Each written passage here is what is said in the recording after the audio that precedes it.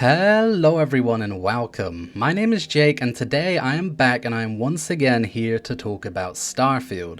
Now I wasn't planning on making another video on this so soon, but some more news has come out about the game. There was an interview with Todd Howard and there's some interesting stuff that was said that I kind of want to go over and give my opinions on. But real quick, before we start, I just want to say thank you guys for the support on the last video. It really exploded a lot more than I ever could have expected.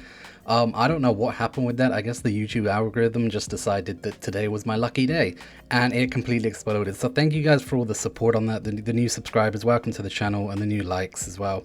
I really appreciate all of that. Also, don't forget to hit that subscribe button and leave a like if you feel so inclined. It really does help me out a lot and it goes a long way, so I'd really appreciate it. But with that said, let's jump straight into the video because there's a few things that I want to talk about here. And like I said, so Todd Howard appeared on the Kinda Funny podcast just earlier today, and he was asked some interesting questions and he gave some interesting answers, and he actually answered a lot of questions that I still had that I mentioned in my last Starfield video, so I'm pretty happy to have an answer to some of them. So let's go over some of them. So to start, I want to answer one of the questions that I had, and I see some other people in the comments section also had, and that was about vehicles in game. Will there be land vehicles? Will there be rovers and stuff like that, so you can explore the planet in other ways than just walking around?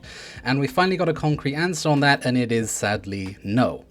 Now, he does say that you do, however, have a jetpack and that the jetpack is really fast, so it does kind of counter that, so you're not always walking around everywhere. You do have a fast means of transportation, but he has confirmed that there are not any land vehicles, and he kind of says that essentially you won't need them either. So you'll land on this planet, you'll get out and you'll explore sort of around your ship, and then when you want to go somewhere else, you'll just go back to your ship and fly to a different point. Now that's fine, and I have heard people say that that is how it is going to be in my last video too, so you guys did get that right. And it's not something that I'm going to complain about really. I'm just glad that we have an answer for it now. And although I think it would have been fun to drive a rover around on these planets, especially the ones with low gravity, I don't think it's the end of the world that we don't have them. And again, there is a jetpack anyway, so you can get around from place to place. He also goes on in this point to explain that there are also no mounts, so you can't actually ride any creatures either. So if that was something that you were kind of looking forward to, I'm afraid you're going to be slightly disappointed. Now, it wasn't something that I gave much thought to. I know that is possible in No Man's Sky, but I didn't really think it would be possible in this game, although you can actually tame creatures using the alien mind control perk.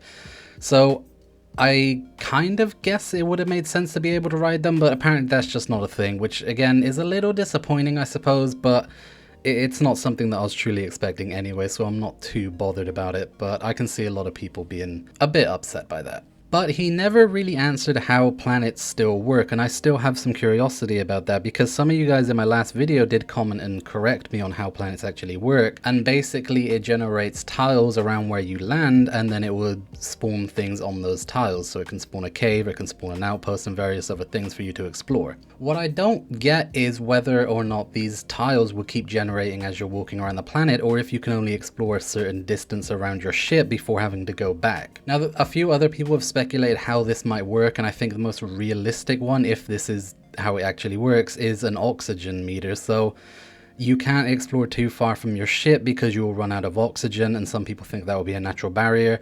Other people have just straight up said there will be invisible walls, but then of course it is possible that the planet will just keep generating new tiles as you walk around it, so theoretically you could actually walk around the whole planet. It would just take an incredibly long time and be really tedious. So again, I'm not sure whether that's something that's possible or not. It wasn't answered here and I kind of wish it was, because it's still something that I'm a little worried about, because personally I would like the ability to walk around an entire planet. I would never do it, but I would just like to know that that is something that is possible to do in this game. But I also know that some people are going to be going to the comments and saying that this isn't a space simulation game, it's an RPG game with space elements, so I shouldn't expect something like that from it. And I'm not really expecting something from it, but I just think it'd be a cool feature and just cool to have the option to do that regardless. So he also says that 10% of planets will have life on them, so that is kind of interesting to me because 10% doesn't sound like a lot, which sounds like there's going to be a lot of barren planets, but you also have to remember that there's going to be over 1,000 planets in this game. So 10% of that is going to be 100, so that's 100 or a little over 100 planets with actual life on them. And I'm assuming by life he means alien creatures and not just NPCs that you can interact with. So although that is, again, compared 10% is not that big of a percentage, it is sort of realistic, and also that is still quite a lot of planets. Again, hundreds of planets with potential creatures on them, hopefully all of them unique to their own planets. So another interesting thing that he brought up is that you need to wear certain suits depending on the weather, and the weather can change while you're on that planet. So that's really exciting to me because it kind of brings in aspects from Fallout 4 and Skyrim survival mode in that you have to be wearing the correct clothing depending on the weather. That's something that I really enjoyed. It adds a nice survival aspect to the game and a little bit of challenge, and you need to actually be prepared for any weather effects that could occur on that planet, which again adds a bit more challenge to it, makes you think a little. I like that overall. I do like some survival elements in these games, and I'm glad that this is a thing. It's something that I honestly wasn't sure whether to expect, because I thought maybe this would be something that would be kept for the survival mode.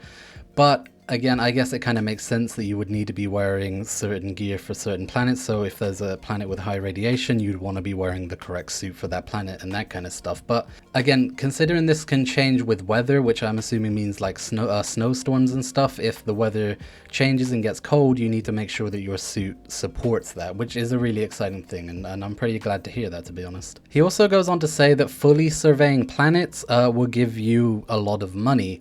And again, I'm assuming this works similar to how it does in No Man's Sky. In that game, when you scan fauna and creatures, you get money for doing it.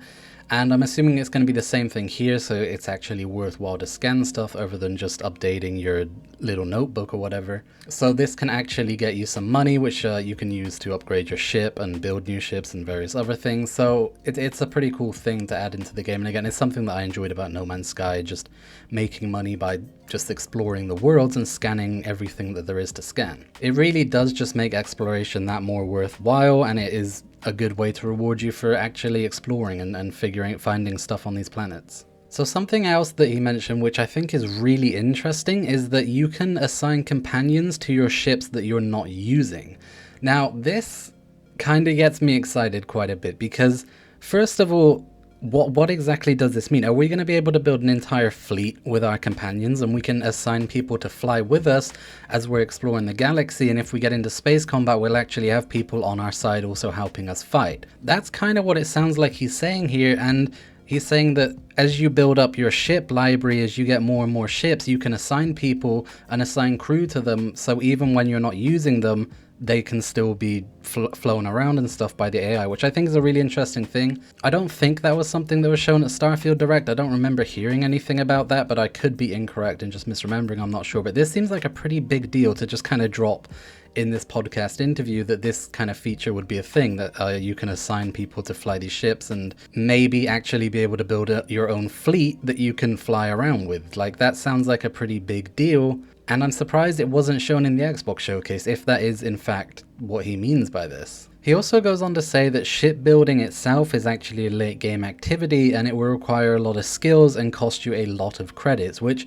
again is something that I'm actually really happy to hear, because although the idea of shipbuilding sounds incredibly fun, I don't want it to be something that you can do super early on and do with ease. Now, when I play these sort of Bethesda games, obviously the main reason I'm playing them is immersion, and I feel as though in a lot of them you get really rich way too fast, which I guess it makes sense for the type of stuff you're doing, like going into dangerous dungeons and doing dangerous tasks and such, but it does kind of break the economy pretty early on, so the fact that something like shipbuilding is more late game and it's going to cost you a lot, that does excite me quite a bit, because it sounds as though the economy in this game is going to be a lot more difficult than their previous games, which is something that I've wanted and something that I've mentioned in a previous video, so I am pretty happy to hear about that overall. He also goes on to talk about Outposts a little bit, and he says that it's a deep system and that it requires resources, character skills, and you can connect outposts between planets with your ships and crews. Now, that again is something that surprises me, because I kind of figured outposts would be a bit like settlements in Fallout, and that it's something that you can do to kind of pass the time and of course get some in-game benefits out of. But I didn't think it was going to be all that in-depth, but being able to link them between planets and actually hearing that there's some depth to them is quite surprising for me to hear, and it kind of makes me look forward to it more, because again, I mentioned in my last video that I didn't spend too much time in Fallout 4 messing around with the guns workshop, and I also didn't spend that much time with the settlement system either. I spent, well, that's kind of a lie. I built up one huge settlement, and I kind of stopped around there. So although I did mess with it quite a bit and I did build up an entire settlement, I didn't do that all over the map. But it really seems like Starfield, same with the gun system, is actually going to make me think about settlements a lot more, and the fact that again they sound like they're more in depth than they were in Fallout 4 is really exciting, and it does actually make me interested in spending time building up these settlements and outposts, and that is a pretty exciting thing. He also says that they can be an economy generator, which I don't think really surprises anyone, that these outposts are going to make you money. I'm pretty sure we know that you can assign them to be mining outposts and stuff, so you can mine ores and potentially sell them. So again, I don't think that's something that is surprising, but it is nice to hear anyway that this can help you out financially later on in the end game. Now, something that is really interesting here is that he does actually get asked about black holes in the game, and this is something that I mentioned in one of my previous Starfield videos because I was wondering the same thing. Are there going to be black holes?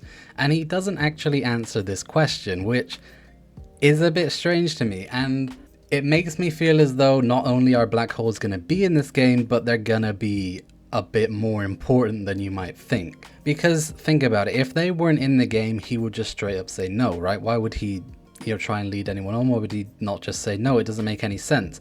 But the fact that he also isn't saying yes leads me to believe, again, that these black holes are actually going to have a pretty significant impact either on gameplay or story, and that they might not only be in the game, but they might be a lot different than what we're expecting. I don't know, I just thought it was very weird that he decided to pass on that question. And it's something that I wanted to bring up because I wanted to know what you guys think. Do you think black holes are going to be in this game? And do you think they're going to have a much greater gameplay impact than what you might initially think? Now, one of the final things I want to mention is about fishing, because he does specifically say that fishing is not going to be in this game. There's not going to be any fishing rods or anything like that. But he does kind of mention killing fish, so that does make me think that of course there's going to be some sort of underwater exploration here, which again is something that I brought up previously and wanted to know more about, like how in depth is the underwater life and are the oceans themselves worth exploring. And although he doesn't give any in-depth answer here, he does confirm that fish are in the game and that you can kill them and pick them up. So yeah, I think that's pretty interesting because it does at least confirm that there is some sort of underwater life going on here. We just don't know how in-depth that entire thing might yet be. He does also say that you can romance 4 companions in this game, which isn't really a lot. I was expecting a lot more in this sort of game because 4 potential romance options again just isn't a lot. I'm assuming it's 2 male, 2 female. And although it's something that I'm not really bothered with personally, I don't explore that very much in these games, I was kind of shocked by how few options there seem to be, though I'm sure this is something that will be eventually added more options in with mods and such, because of course if you've been to the Skyrim mod page, it is full of romance mods because that seems to be the thing that people are into. So yeah, I'm sure modders will fix that, but I was just a little bit surprised by how low that number is.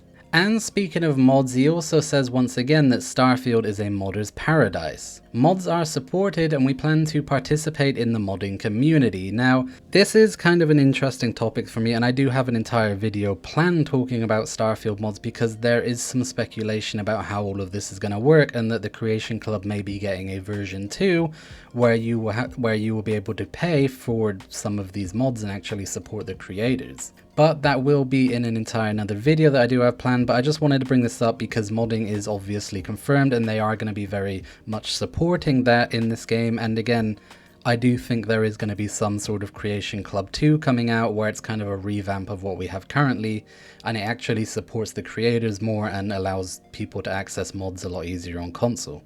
But that's pretty much it. I just wanted to go over some of the important points from this interview and give my opinions and also hear some of yours. If you're interested in hearing more, I highly suggest you go over and check out the Kinda Funny podcast for yourself because it's really interesting, especially of course if you want to know more about Starfield from the creator himself. I'll leave a link to that episode down in the description so you can quickly find it if you want to go and listen to it.